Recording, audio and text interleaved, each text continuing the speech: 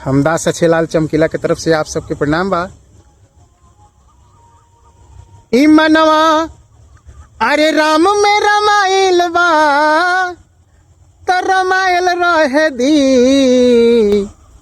ई मनवा राम में रमाइल बा त रमाइल रहे दी। रौरा माया में भुलायल बानी त भुलायल रहे दी। रौरा माया में भुलाइल बानी त भुलाइल रहे दी। ई मनवा अरे राम में रमाइल बा त हमें रमाइल रहे दी। रौरा माया में भुलाइल बाड़ी त भुलाइल रहे दी। मनवा राम में रमाइल बा त रमाइल रहे दी।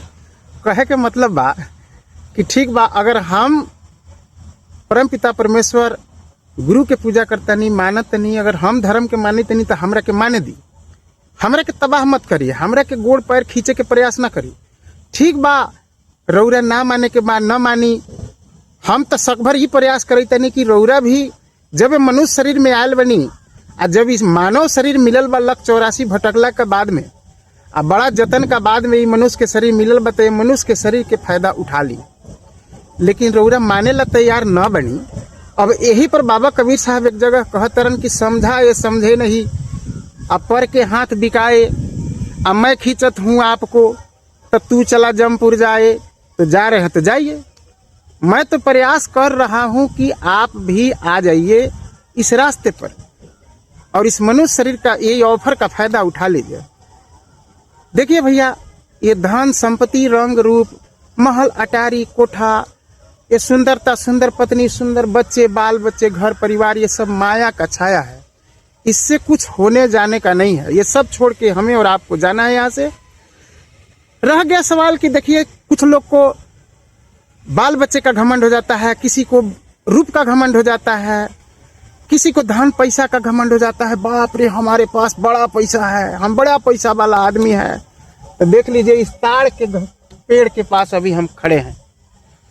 ये ताड़ का गाछ देखिए कि कितना बड़ा है, लेकिन जब समय आता है तो कोई पंथी जब आते हैं दिन में, जब धूप का टाइम होता है, धूप का समय जब होता है, तो कोई पंथी कोई राही आते हैं तो ये सोचता है कि कहीं छाया मिल जाए तो मैं बैठूं, थोड़ा आनंद ले लूं, तो इसका छाया भी इसके पास नहीं रहता है। और कुछ खाने को किसी को मन किया तो देखिए, इसका फल भी जो है, अगर इसका फल खाने का भी मन किया तो इसका फल जो है देखिए कितना दूर लगा हुआ है। देखिए, मतलब कहने का ये है कि बड़ा हुआ तो क्या हुआ, जैसे पेड़ खजूर अब पंथी को छाया न मिला, अब फल लागे अति दूर। क्या फायदा है इससे? ये धन संपत्ति किसी काम का नहीं। ये सांस की पूंजी जो है आपको हमको गिन के मिलता है और हमें और आपको ये छोड़ के चला जाना है। तो इसीलिए धर्म प्रेमियों, ज़्यादा विशेष बात फिर अगले पेज में मैं बताऊंगा, आपको अगले पार्ट में सुनाऊंगा। कहने का मतलब ये है कि आप अपने आप को संभल जाइए। हम सुधरेंगे जग सुधरेगा, हम सुधरेंगे जग सुधरेगा, और हम बदलेंगे जुग बदलेगा। रात दिन हम कहते रहे जुग परिवर्तन होगा, जुग परिवर्तन होगा। भाई बदल जाओ, बदल जाओ, बदल जाओ, अच्छा हो जाओ, अच्छा हो जाओ। हम खुद नहीं सुधरते।